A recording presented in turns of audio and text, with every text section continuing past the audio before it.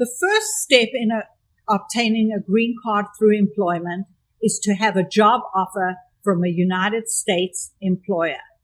The employer will file an application for a prevailing wage with the Department of Labor. The amount of the wage will depend on the experience required and the type of job. The next phase is to advertise for the job. The methods of advertising depend on whether it's a professional job requiring a degree or a skilled worker job or an unskilled worker job. Once the position is advertised, the employer is required to interview anybody who qualifies on the face of their resume.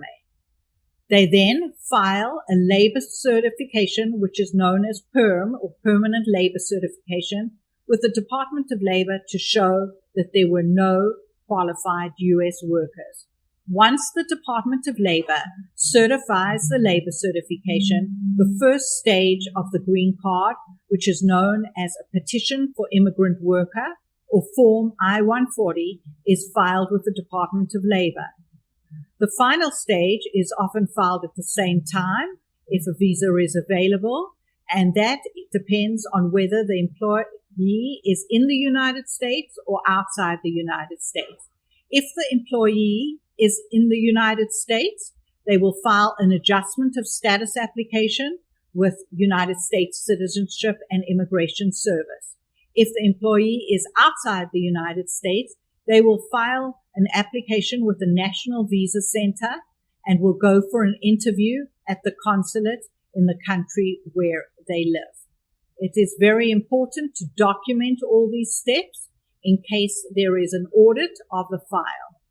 When filing the very first stage, the prevailing wage, the employer is certifying that they are able to pay the prevailing wage for the position. And then again, when we file the first stage, the Form I-140, the employer or petitioner will include their last filed tax return or other evidence to show that they are able to pay the prevailing wage for the position. The employee must at all material times document that they have the experience or education for the advertised position.